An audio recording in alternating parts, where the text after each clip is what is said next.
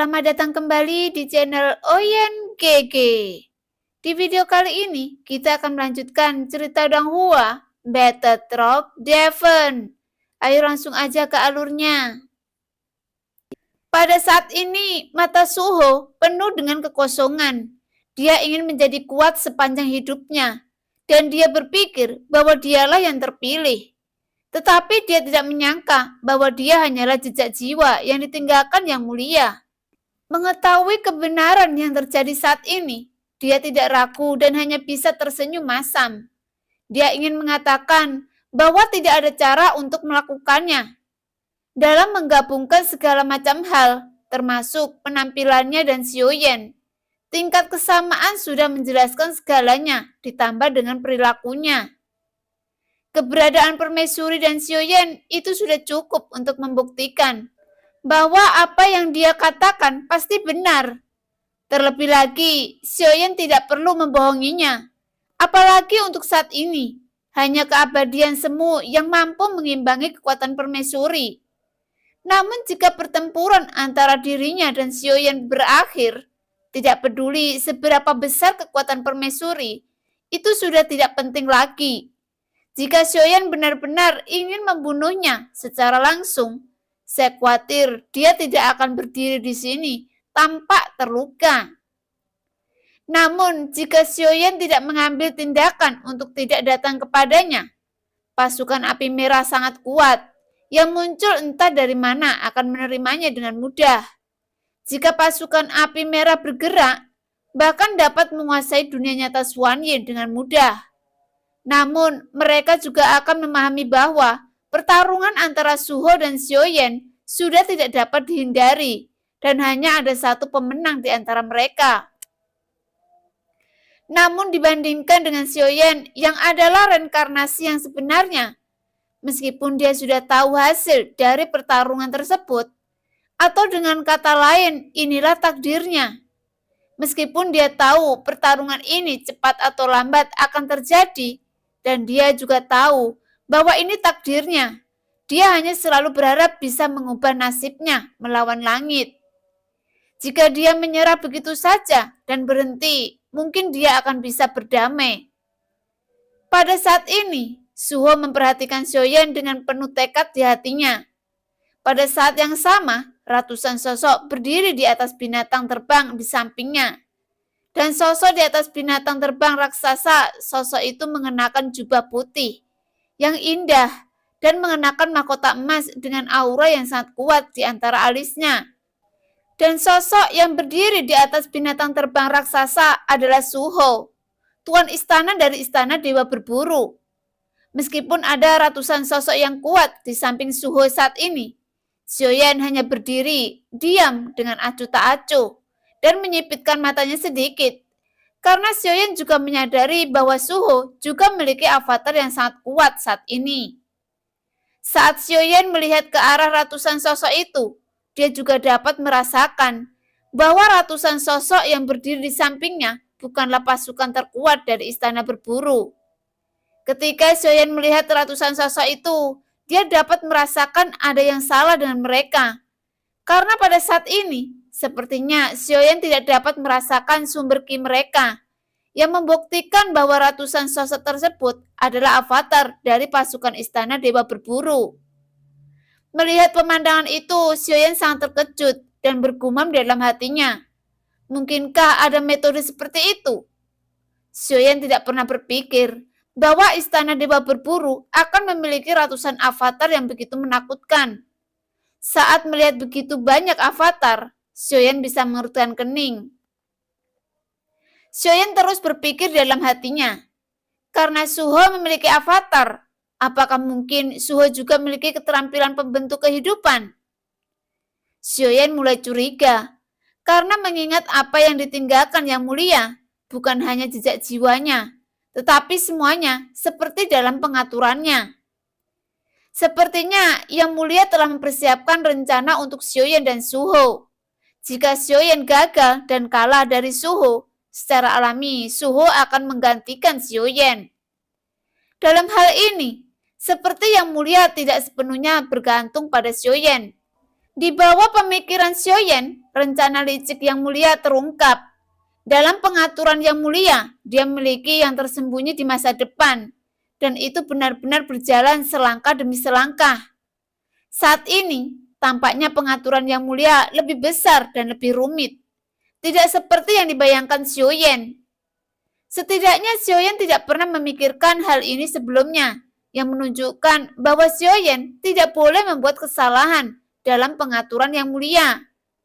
Jika Xiaoyan gagal dalam mengambil langkah dan terbunuh, yang mulia masih memiliki Suho sebagai gantinya.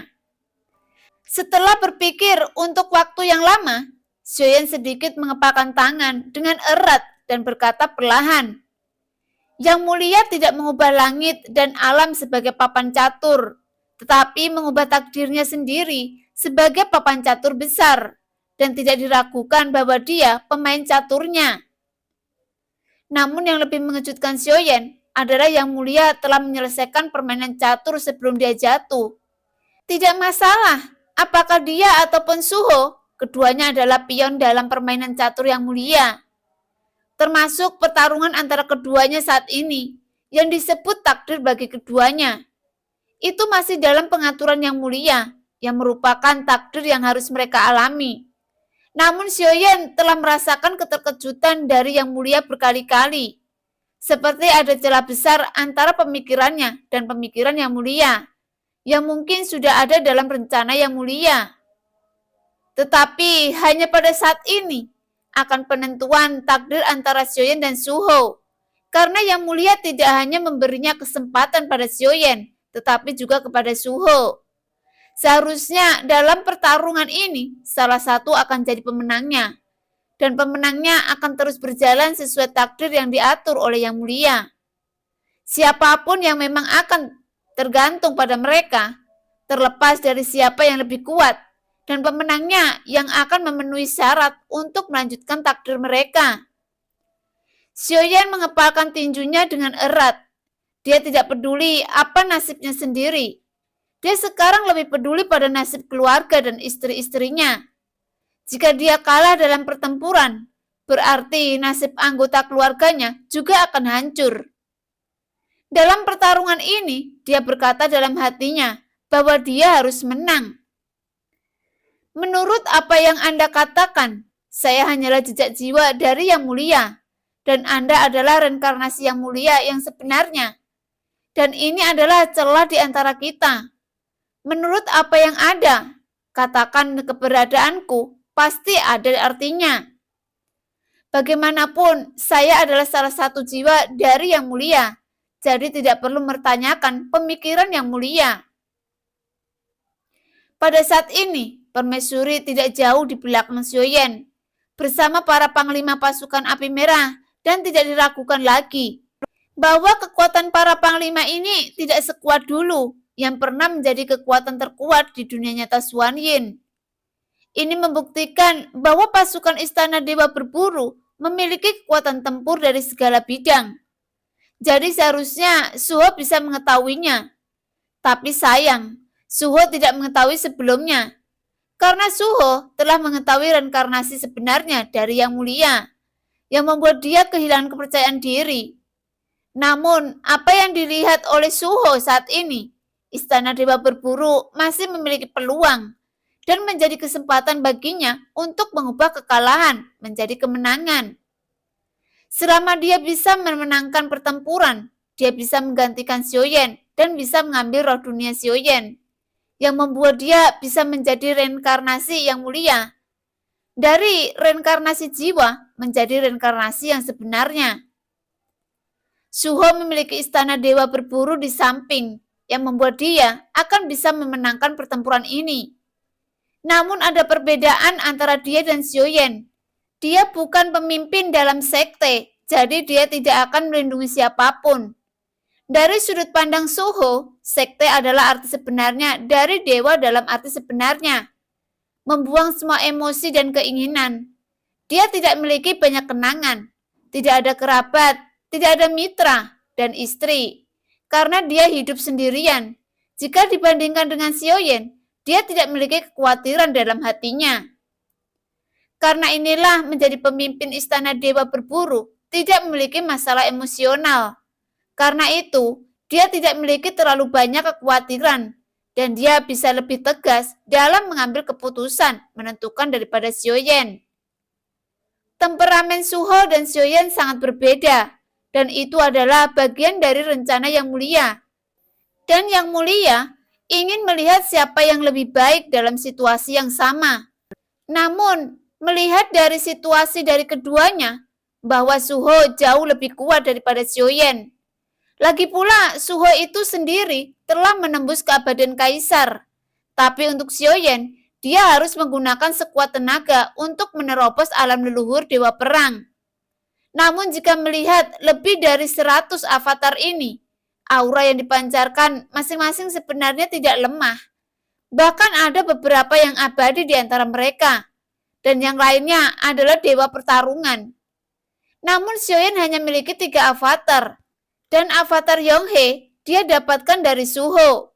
Jika dengan avatar dewa asli, jadi Xiaoyan hanya memiliki avatar yang abadi. Adapun Xiaoyan yang memiliki avatar pemakan jiwa. Jika kekuatan jiwa digunakan sepenuhnya, itu juga memiliki kekuatan yang kuat. Tetapi dia tidak dapat dianggap sebagai keabadian. Tidak ada perbedaan terlemah dalam kekuatan kedua belah pihak. Tetapi itu bukan kekuatan yang rendah dalam pertempuran. Dan siapa yang menang ataupun siapa yang kalah, itu dapat diketahui setelah pertempuran selesai.